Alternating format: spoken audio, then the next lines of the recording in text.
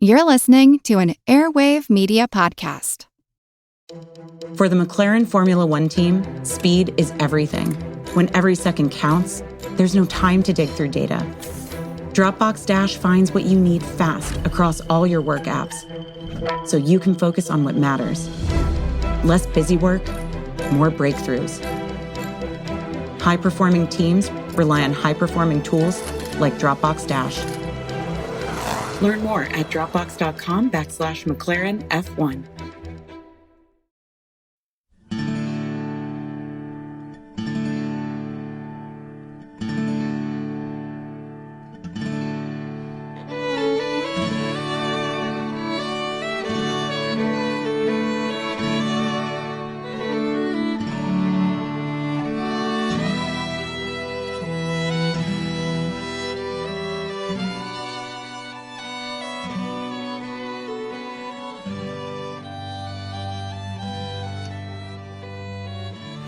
Hey everyone, thanks for tuning in to episode 499 of our Civil War podcast. My name is Rich. And I'm Tracy. Hello, y'all. Welcome to the podcast. As y'all will recall, by the end of the last episode, the Confederates, on the morning of June 1st, 1864, had stumbled badly attempting to carry out what Robert E. Lee had hoped would be a successful counterattack against the Yankees, who held the vital crossroads at Cold Harbor. Exactly. And by the end of that action, it was obvious Lee's counterstroke had fizzled. But fortunately for the rebels, the Federals were having troubles of their own. Horatio Wright's 6th Corps reached Cold Harbor at mid-morning and by 1 o'clock that afternoon had taken the place of Sheridan's Union cavalry in the hasty breastworks the troopers had thrown up north and west of the crossroads. But Baldy Smith's 18th Corps was still toiling toward the battlefield under the blistering Virginia sun. And Smith had been delayed, incredibly, by orders that had misdirected him not once, but twice. As y'all will recall, 18th Corps, after being pulled out of the Federals' Bermuda Hundred lines, was going to link up with the Army of the Potomac. And after disembarking at White House Landing, Baldy Smith had found orders that instructed him to march his command to Newcastle, up the Pamunkey River in the vicinity of Hanovertown. Smith got his men most of the way to that objective on May 31st, encamped for the night, and the morning of June 1st received new orders instructing him to go to Newcastle Ferry and go into position between 5th Corps and 6th Corps. The order seemed urgent, so Smith put his troops on the road without breakfast. However, upon his arrival at the ferry, Smith found nothing but the river and a flat, featureless plain surrounded by hills. Of 5th and 6th Corps, there wasn't a trace. None of it seemed to make any sense, so Baldy Smith sent an aide to find Ulysses S. Grant, tell him there'd obviously been a mistake with his orders, and ask for new instructions. In the meantime, he occupied the nearby hills in case the rebels might somehow show up. Then, on the off chance Grant might need him on the north side of the Pamunkey, Smith put his engineers to work, throwing up a pontoon bridge across the river. It wasn't long before one of Grant's staff officers, Lieutenant Colonel Orville Babcock, rode up. Babcock said that yes, there had been a mistake with the orders, since 18th Corps' destination should not have been Newcastle Ferry, but Cold Harbor. Well, Smith at once called off the work on the bridge, brought his men down from the hills, and put them on the road again, first back the way they had come, then eventually south on the road to Cold Harbor. Smith later recalled, quote, "The day was intensely hot, the dust stifling, and the progress slow," end quote. Well, it was particularly slow after his infantry caught up to the slow-moving supply and ammunition wagons that trailed behind 6th Corps. And suffering from the heat and exhausted, some of Smith's soldiers began to fall by the wayside. Grant had placed Baldy Smith under George Meade's operational control, and in the early afternoon, Smith received his first instructions from his new commander. In one respect, these orders were an improvement since they accurately described his destination. But in another, they were even more frustrating because these orders told Smith, quote, to hold the road from Cold Harbor to Bethesda Church. And that was a distance of about 3 miles. The orders also instructed Smith to cooperate with Wright's 6th Corps in making an attack on the Confederates in the vicinity of Cold Harbor. But Baldy Smith calculated that while he had more troops on the way, he currently had just 10,000 men on hand, which was nowhere near enough to carry out both parts of Meade's order. He therefore decided to carry out the second part and join 6th Corps' attack.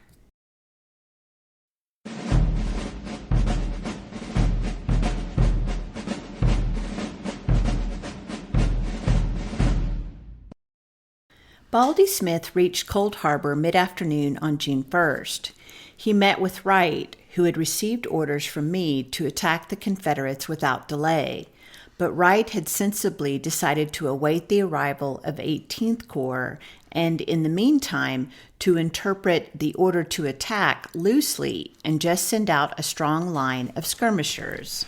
Exactly why Meade wanted an attack wasn't spelled out in the orders, but Wright could probably infer, if he didn't know for a fact, that the aim of Army headquarters was to wreck the Confederate force, and that could more easily be done the less time the rebels were given to build defensive works.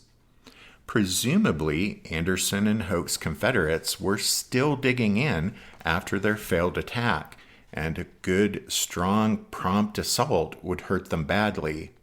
Wright had 3 divisions under Thomas Neal, David Russell, and James Ricketts, deployed in an arc that ran from the road south of the tavern at Old Cold Harbor to the Mechanicsville Road.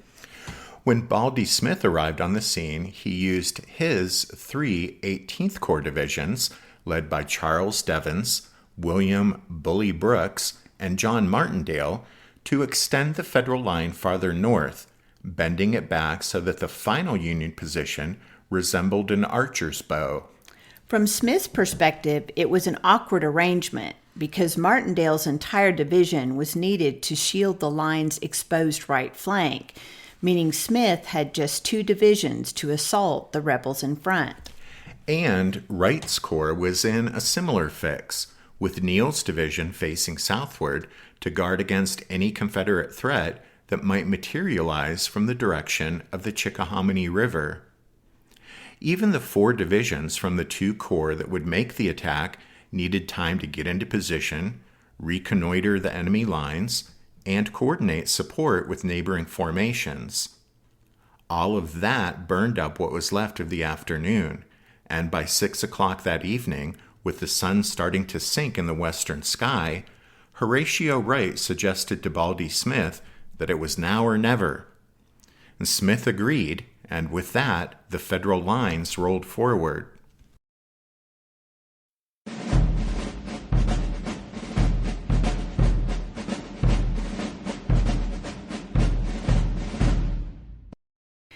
At most spots, about 1,200 yards separated the Federal jumping-off point from the Confederate lines west of Cold Harbor, and contrary to what Meade's headquarters might have hoped, the rebels were dug in, not completely entrenched perhaps, but well enough. Confederate artillery opened on the Federals almost immediately, and as the Yankees continued their advance and the range decreased, they began taking musket fire too. A 6th Corps surgeon, George Stevens, said, quote, "The whole line thundered with incessant volleys of musketry, and the shot and shell of the artillery shrieked and howled like evil spirits." At most points, the heavy rebel fire stopped the attackers in their tracks, but at one spot, close to where the lines of 6th Corps and 18th Corps came together, troops from both formations discovered a ravine that offered them a protected approach to the enemy position. Using the ravine, the Federals worked up close to the Confederate lines. The rebels holding this sector belonged to Clingman's brigade, which was about to experience its second disaster in as many days. Thomas Clingman had spotted the ravine, and by his own account was about to extend his line to cover it when he was informed that Johnson Haygood's neighboring brigade would take care of it. Well, not only did Haygood not take care of it, but unbeknownst to Clingman, Haygood took his brigade to another part of the line, so that when the Yankees struck, there was no one covering the ravine at all.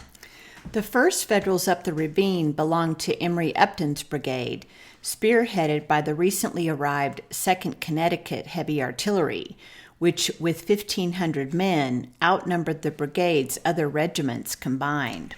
And we've talked before about how the Federals were pulling artillery regiments out of the fortifications around Washington and sending them into the field to join the Army of the Potomac and serve as infantry. Well, in any case, here, Upton got his men within 70 yards of the rebel line and traded volleys with Clingman's rebels. Upton was followed closely by a 2nd Brigade of Yankees under William Truex that used the covering fire provided by Upton's troops to work around to the Confederates' flank and rear. Within minutes, Truex had seized several hundred prisoners and seemed on the verge of breaking the rebel line. But no fresh Federal brigades were available to exploit the breach, while on the Confederate side, Kershaw took personal charge of the defense and threw in portions of at least 4 brigades to salvage the situation.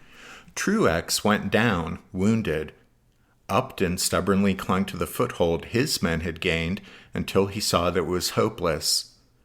By then, darkness had fallen over the battlefield, and Upton led his survivors back to friendly lines, angry and bitter that the gallantry of his men had gone for nothing. Several thousand Union soldiers fell killed or wounded in this futile attack, compared with probably 600 Confederates. Though some of the Federals did score a temporary success, the main rebel line remained as strong and intact as ever when all was said and done. Still, to those in the Federal High Command, the day's partial success offered hope that a second, more powerful assault in the morning would break the Confederate position. Accordingly, Ulysses S. Grant gave orders for Hancock's 2nd Corps to march down to Cold Harbor, link up with Wright and Smith, and renew the attack on the morning of June 2nd.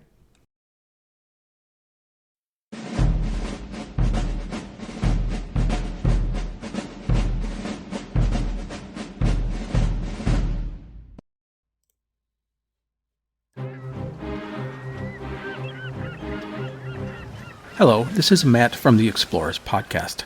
I want to invite you to join me on the voyages and journeys of the most famous explorers in the history of the world. At the Explorers Podcast, we plunge into jungles and deserts, across mighty oceans and frigid ice caps, over and to the top of great mountains, and even into outer space. These are the thrilling and captivating stories of Magellan, Shackleton, Lewis and Clark, and so many other famous and not so famous adventurers from throughout history. So come give us a listen. We'd love to have you. Go to explorerspodcast.com or just look us up on your podcast app. That's the Explorers Podcast.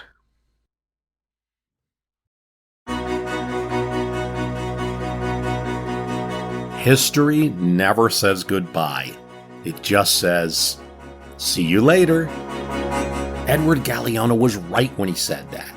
Events keep happening over and over again in some form. And that's the reason I produced the podcast, My History Can Beat Up Your Politics. What is it? We take stories of history and apply them to the events of today to help you, perhaps, understand them better. We are also part of Airwave Media Network. I've been doing the program since 2006. That's a long time, and the show has a long name. My History Can Beat Up Your Politics.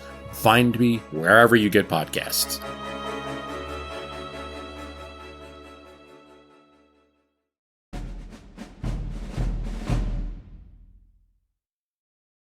June 1st had been a frustrating day at Grant and Meade's headquarters.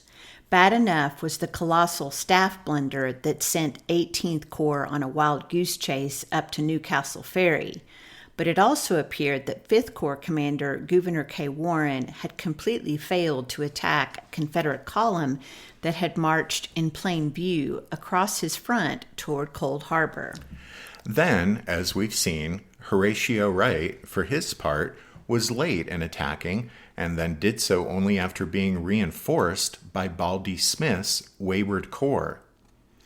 Assistant Secretary of War Charles Dana captured the mood at Army headquarters in a 5 p.m. dispatch that he sent to Washington.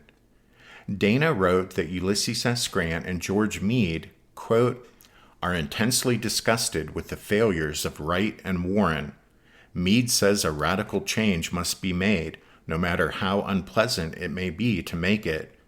But I doubt whether he will really attempt to apply so extreme a remedy. Word of the belated late afternoon attack at Cold Harbor improved the mood at headquarters, but not much. Wright optimistically reported that everything was going well and his men had taken many prisoners, adding that, quote, a large force of the rebel army is in our front, and I think that you should send me reinforcements tonight, if possible. When Grant got wind of some of the particulars of the battle, he concluded that, quote, the attacks were not followed up as they should have been, end quote. And George Meade was beside himself with anger. An aide, Theodore Lyman, heard him questioning Warren and Wright's competence, then explode when another staff officer reported that Baldy Smith had arrived and attacked the Confederates as ordered, but had little ammunition on hand, no wagons, and considered his position precarious. At that, an exasperated Meade roared, then why in hell did he come at all for? Meade's angry outburst was relayed verbatim to Baldy Smith, which did nothing to calm Smith's anxiety when, late that night, he received orders to renew the attack next morning. Smith replied, your order for an attack in the morning is received. I have endeavored to represent to you my condition. In the present condition of my force, an attack by me would be simply preposterous. He went on to explain that he lacked ammunition, that his line was too much extended, and that, if attacked, he would have a difficult time simply holding his own. And Smith's assessment had merit, particularly with regard to his critical ammunition shortage. But it's usually not a good idea to characterize the directives of one's superior as quote-unquote preposterous, and Baldy Smith's military career went into decline from that moment on. Meanwhile, Hancock's 2nd Corps was making a forced night march, guided by a topographical engineer from Meade's headquarters, Captain William Payne, whose original assignment had been to lead the Corps to the Via House near Bethesda Church. However, when Hancock received new orders making Cold Harbor his destination, they included a revised route of march, which Payne believed was needlessly long. And so Payne, bless his heart, then uttered the fateful words, I know a shortcut. And Hancock, wanting to make all possible speed and having every reason to trust the judgment of a topographical engineer, whose job, after all, was to scout the countryside and make maps, he told Payne to go ahead. Well, Payne took Hancock's lead division, infantry, artillery, and wagons, down a country lane that, sure enough, would have shaved a couple of miles from the trip, except for one thing. After a while, it grew too narrow for the artillery and the wagons. Teamsters and artillerymen sweated and cursed in the darkness, trying to force their way forward, until Hancock finally gave orders for the division to countermarch back to the main road and use the route laid out by headquarters. Between the mistake and the confusion that attended its correction, 2nd Corps lost hours in its march to reach Cold Harbor. The lead division didn't arrive until 6:30 on the morning of June 2nd, and its men were exhausted from their all-night trek, The rest of the corps was strung out for miles behind it, and all in all, it was obvious that for several hours, Hancock's men would be in no condition to attack. In addition, Baldy Smith's troops were just beginning to receive their resupply of ammunition. So Meade delayed the attack and at 1:30 that afternoon issued instructions that it should take place at 5 p.m. However, a half hour later, Grant overruled him, saying, quote, "In view of the want of preparation for an attack this evening and the heat and want of energy among the men from moving last night, I think it advisable to postpone the assault until early tomorrow morning. All changes of position already ordered should be completed today, and a good night's rest given the men, preparatory to an assault at, say, 4:30 in the morning." And so orders went out informing the federal corps commanders of the new plans and instructing them to, quote, "employ the interim in making an examination of the ground in their fronts and perfecting their arrangements for the assault."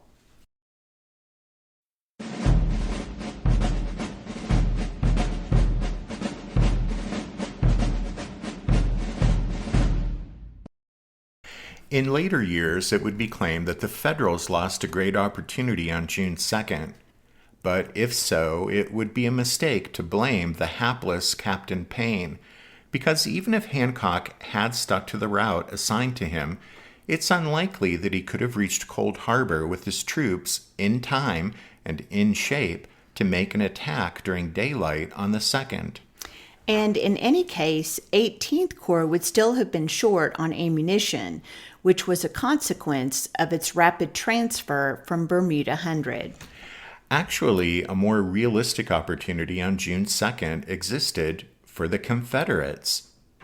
You see, the Yankees had shifted so much of their strength to the left, that is, toward Cold Harbor, that Robert E. Lee reasoned they must have weakened their right in order to do so. Accordingly, he gave Jubal Early, who held the Confederate left, orders to, quote, "get upon the enemy's right flank and drive down in front of our line." In other words, Lee wanted Old Jube to turn the Federals' right flank, and that afternoon, Early saw his chance. It came when Burnside's 9th Corps, opposite his lines, was in the process of adjusting its position to cover the Federals' right flank more effectively, while maintaining a solid contact with Warren's 5th Corps farther south. By that time, most of A.P. Hill's corps had departed the Confederate lines to join the force at Cold Harbor, but Henry Heath's division from Hill's corps remained behind, comprising the far left flank of the Army of Northern Virginia. So Early went to Heath in person, telling him, as Heath recalled it, quote, "that the enemy were retiring from our front and that he proposed an attack and asked me for a brigade to assist him." Attacking the Yankees whenever the opportunity presented itself was ingrained in the DNA of the generals of Robert E. Lee's Army of Northern Virginia. So Heath replied that he'd assist Early's attack, not with a brigade, but with his entire division. With that, Old Jube went back to his corps and gave the order to advance. The battleground was a familiar one, since Early's men were advancing toward Bethesda Church, just as they had done 2 days previously. Only this time the Yankees were posted around the church itself, rather than north of it, and more important, this time Early was rolling forward with 4 divisions. The Confederate attack took Ambrose Burnside completely by surprise. The rebels snapped up the better part of a 600-man picket detachment in the first moments of the attack, and in short order, Early's troops had flanked 2 9th Corps brigades and roughed up a 5th Corps division that Warren sent over to help. Confederate artillerist E. Porter Alexander wrote, quote, "It was a quick, bold move, and had there been more troops to give it force, it might have produced important results." End quote. Unfortunately for the rebels, even with the advantage of surprise, Early found he lacked the numbers to turn the enemy's position. Consequently, the Federals' flank bent but didn't break, and Old Jube's attack eventually ran out of steam. With the close of this second battle of Bethesda Church on June 2nd, Robert E. Lee failed in his third try in 4 days to wrest the initiative from Ulysses S. Grant. True, Early had several hundred prisoners to show for his attack, but he hadn't achieved Lee's goal of turning the Yankees' flank, which would have got Grant's attention and forced him to react to Lee's moves.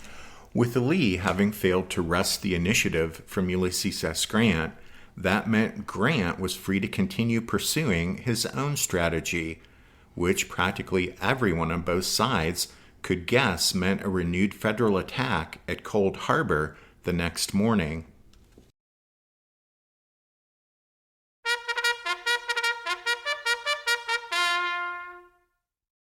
That means it's time for this episode's book recommendation. And our recommendation this time is No Turning Back, a guide to the 1864 Overland Campaign, From the Wilderness to Cold Harbor, by Robert Dunkerley, Donald Fans, and David Ruth.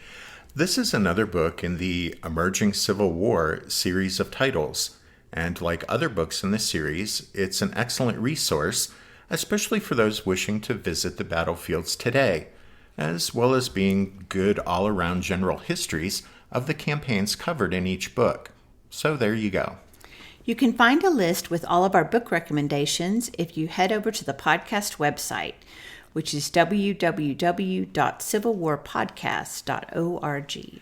Also at the website, you can find info on joining the Strawfoot Brigade and supporting the podcast in that way, just like Jason E., Spielstein 1, and Paul E. have done.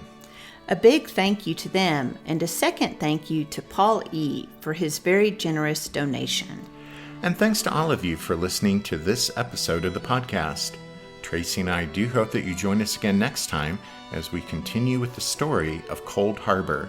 But until then, take care. Thanks, everyone. Bye.